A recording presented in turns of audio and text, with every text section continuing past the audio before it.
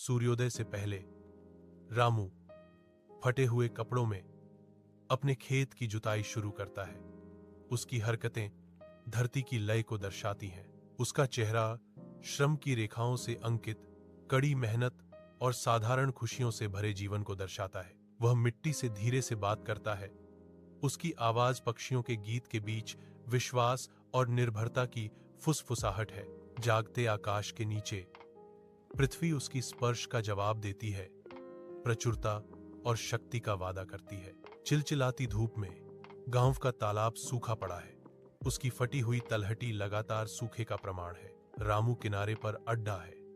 सूखी धरती ग्रामीणों की निराशा को दर्शाती है, क्योंकि वे जाने पर चर्चा कर रहे हैं। उनकी फुसफुसाहटों को अनदेखा करते हुए रामू मिट्टी के तटबंध को मजबूत करता है। उसके कठोर हाथ अथक रूप से काम कर रहे हैं। वह सावधानी से बीजों को संरक्षित करता है।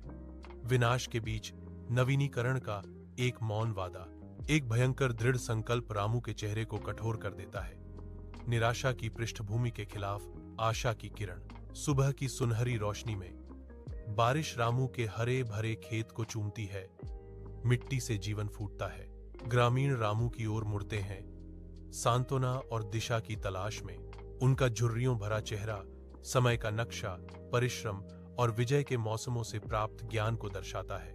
रामू की आंखों में धरती में जड़े एक व्यक्ति की गहरी, धैर्यपूर्ण समझ है। गरीबी एक स्थिति है, साहस की कमी नहीं, रामू घोषित करता है। उसकी आवाज दृढ़ विश्वास से भरी हुई है।